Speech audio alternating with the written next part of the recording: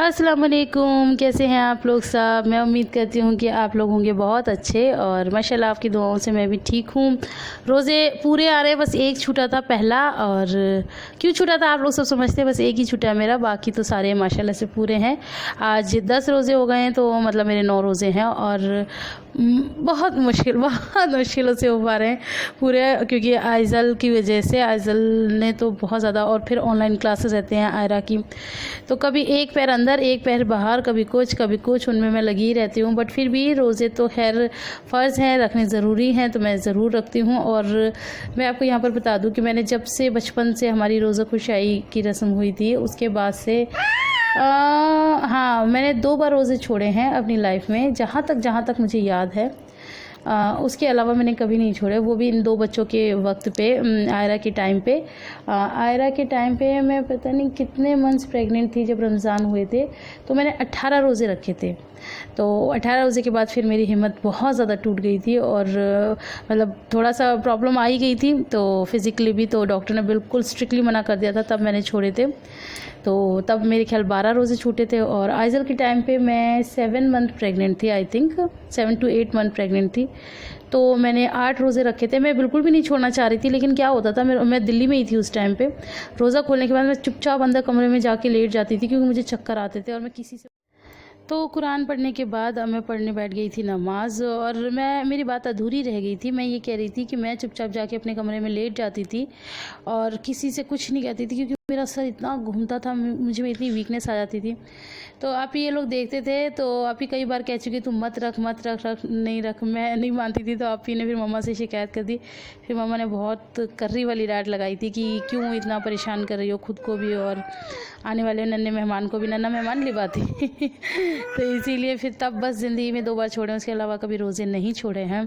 और यहाँ मैं आप लोगों से एक बात और करना चाहती हूँ कि भाई क्या बात है, जब भी मैं मतलब कुछ इबादत दिखाती हूँ तो इतने लोग कमेंट करने आ जाते हैं, ये गलत है, वो गलत है, तुम्हारी नमाज नहीं होगी, ये नहीं होगा, वो नहीं होगा। मैं इस बारे में पहले भी बता चुकी हूँ कि नमाज कबूल करना ना करना सब अल्लाह के हाथ में होता है। हो सकता है बहुत तरतीब से, बहुत तरीके से पढ़ी गई नमाज भी अल्लाह को ना पसंद आए, और हो सकता है बेढंगे तरीके से पढ़ी हुई हम जैसे अल्हड़ लोगों की नमाज अल्लाह को पसंद आ जाए। तो ये तो नमाज कबूल करना ना कबूल करना ये मेरे मालिक के हाथ में है, तो इस पे कमेंट मत किया कीजिए। रही बात कि हाथ दिख रहे हैं, कि देखो भाई मेरे से ज़्यादा लंबी बाजुएं नहीं पहनी जाती, मेरा दिल घबराता है, मुझे घबराहट बहुत ज़्यादा होती है। तो मैं अब, पहले तो मैं बिल्कुल हाफ स्लीव्स और मेगा स्लीव्स पहनती थी, लेकिन अब मैं थोड़ा थोड़ा आ रही हूँ इन चीज़ों में कि मैं 3/4 स्लीव्स पहनती हूँ। तो अब इंशाल्लाह अगर और टाइम आया आगे तो फिर क्या पता और भी बढ़ जाए। तो धीरे धीरे हर चीज़ें बढ़ती हैं, तो हर चीज़ पे कमेंट करना मुझे नहीं लगता कि वो सही बात है। तो यहाँ पर मैं आपको अपनी नमाज़ पढ़ने का तरीका नहीं दिखा रही हूँ, यहाँ पर मैं आपको दिखा रही हूँ एक माँ और एक औलाद का जो रिश्ता होता है वो कैसा होता है। आप ये देखिए कि वैसे ही हमारा खाना पीना, मतलब जीना मरना सब मुहाल रहता है, यहाँ तक कि हमारी इबादत भी मुहाल रहती है। तो मैं लिबा को इसी तरह से बिठा लेती हूँ, और यहीं आप लोगों से बातें करते करते पता सहरी का भी टाइम हो गया है। तो मैं ये वीडियो जो है वो सहरी में ही एडिट कर रही हूँ।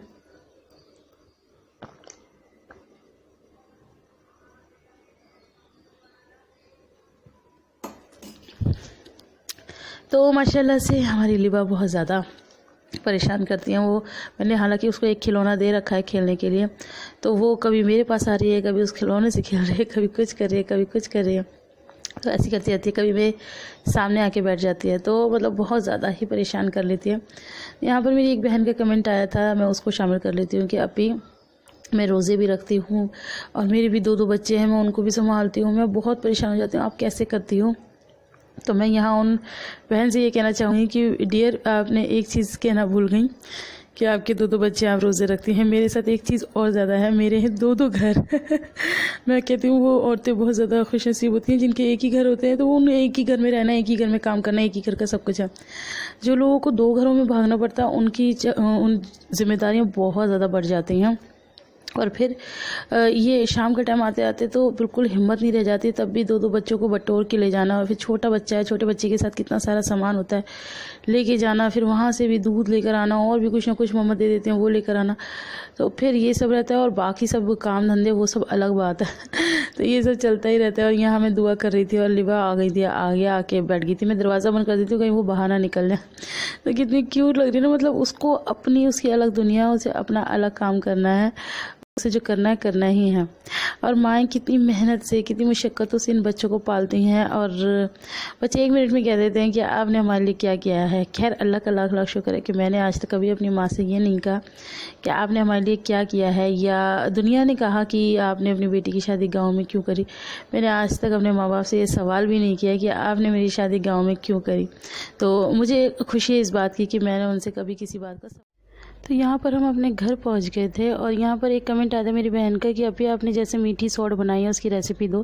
तो अल्लाह का लाख लाख शुक्र है, हमने बनाई तो ज़्यादा थी लेकिन मैंने शूट कर ली थी थोड़ी थोड़ी, तो वो मैं दिखा रही हूँ। तो ये है 250 ग्राम इमली, जिसको हमने भिगो दिया था और फिर उसको छान के उसका सारा पल्प निकाल लिया। उसमें पानी और ज़्यादा डाल दिया है क्योंकि अभी ये पकेगी। तो यहाँ पर हमारा जो बड़ा वाला चीनी कड़ी उससे मैं चीनी निकाल रही हूँ। तो आपने देखा मैंने 1 कटोरी चीनी तो डाल ली है, ये मैं और डाल रही हूँ। ये सिर्फ इसीलिए क्योंकि मैं एक हाथ से शूट कर रही हूँ और एक हाथ से दिखा रही हूँ।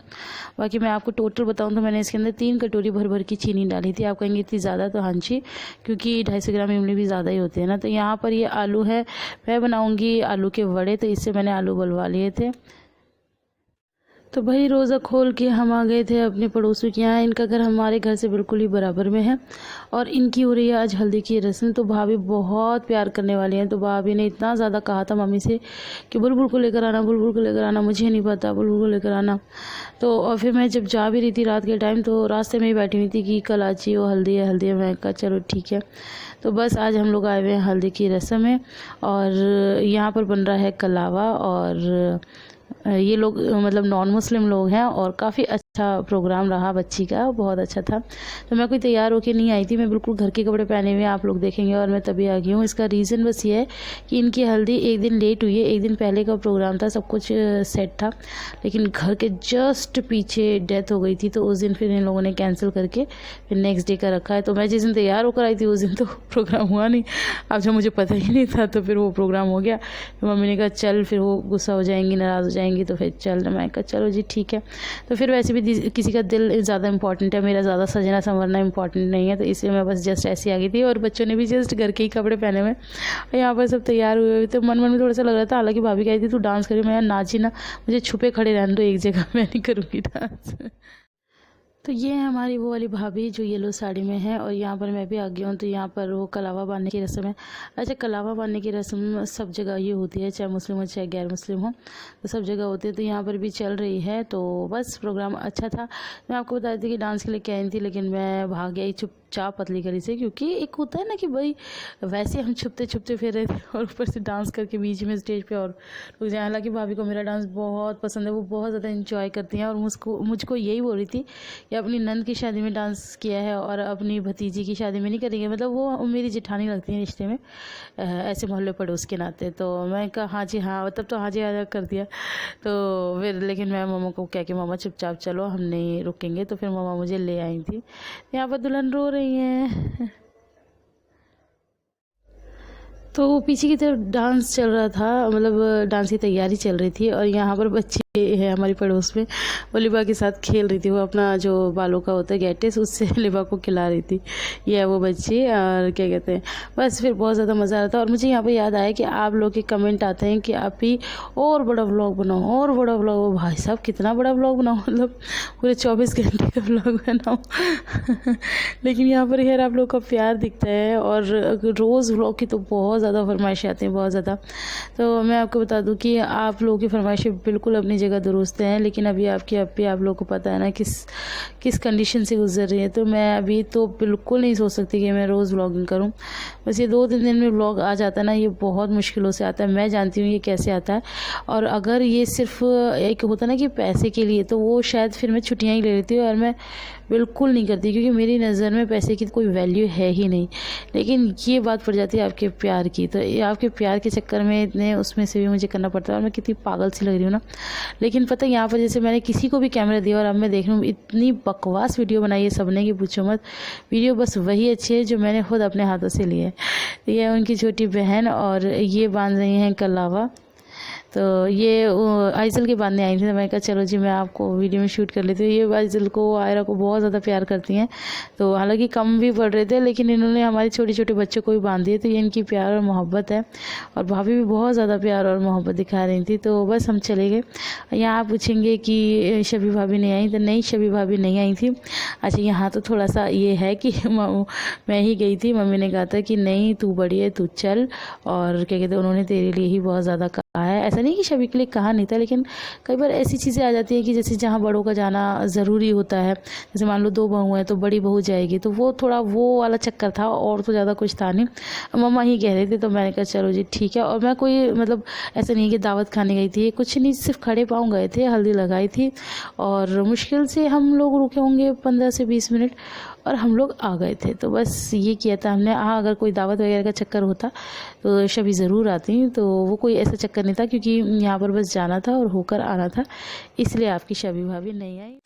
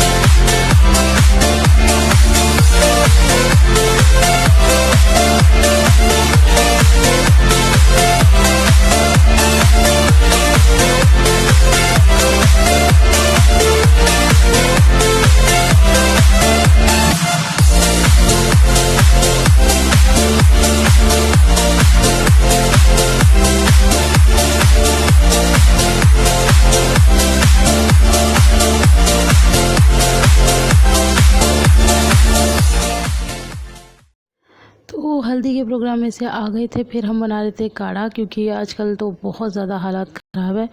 तो हम लोग भी थोड़ा सा काढ़ा वाड़ा बना के पी लेते। पापा जी हल्ला मचाते रहते, अरे यारो सब लोग काढ़ा पी लो, तो बस वो सबके लिए काढ़ा बन रहा है। तो ये इसमें वही सारी चीज़ें हैं, सौंठ है, काली मिर्च, मोटी इलायची, लौंग, काली मिर्च बता दिया, अदरक, तो यही सब, वो तुलसी के पत्ते, तो ये सब तोड़ ताड़ के हमने इसके अंदर डाल दिए कूट काट के। तो बस ये काढ़ा हमारा होने वाला है तैयार।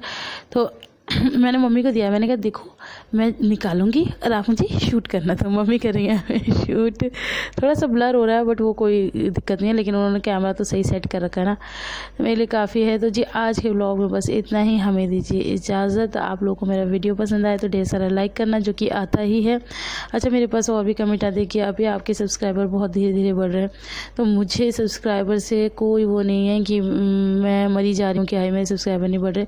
मैं उन लोगों में से हूँ जिनके पास अगर आधी रोटी होती है तो वो आधी रोटी खा के और अल्लाह का शुक्र करके सो जाते हैं। तो मेरे पास जितने हैं मैं उनमें बहुत ज़्यादा खुश हूँ। बढ़ जाते तो और ज़्यादा खुशी होती है, ऐसी बात नहीं है, लेकिन अगर नहीं बढ़ते तो मैं कोई गम में नहीं मरना चाह रही। मैं अपनी लाइफ में बहुत खुश हूँ, अल्लाह ने जो दिया है बहुत दिया है। तो यहाँ पर हो गया काढ़ा तैयार। अब ये जा रहा है पापा जी को, तो मैं दे दूँगी मम्मी को, मम्मी देकर आएंगी पापा जी को। इसी के साथ व्लॉग का मैं करूँगी एंड, और पूरा दिन यूँ ही बीत जाता है। आपके जीजू लेटे हुए हैं, बस ये मेरा लास्ट काम था। इसके बाद हम लोग अब तैयार होंगे, मतलब बुरखा रुखा पहनूंगी, ये मैं भी पी लूँ और फिर मैं जाऊँगी घर पे। Bye bye.